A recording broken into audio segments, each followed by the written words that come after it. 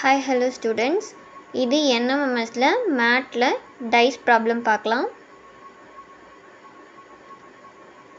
This is me Sandhya. இப்போது பகடை கணக்கில் ஒரு கணக்கு பார்க்கலாம். ஒரு பகடையோட 2 வெவ்வேறு நிலைகள் கொடுத்துருக்காங்க. கொஷின் என்னென்னா, உன்னுடைய எதிர்பக்கம் என்னது அப்படின்ற கேள்வி தான் கேட்டிருக்காங்க. ஒரு பகடையோட 2 வெவ்வேறு நிலைகள் கொடுத்துருக்காங்க. அதில் உன்னுடைய எதிர்பக்கம் என்னது அப்படின்னு கேட்டிருக்காங்க. இப்போது 2 டைஸையும் எழுதிக்கோங்க. எழுதிட்டு இப்போது என்னென்ன இருக்குது, நம்பரு 2, 1, 5, 6, 3. நெக்ஸ்ட் இதில் ரெண்டுத்துலேயும் காமனாக இருக்கிறது 2 இல்லையா?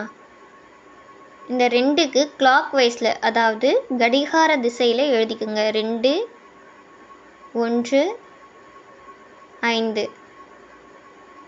2 இங்கே இருக்கிறதுல கிளாக் வைஸ் 2, 6, 3.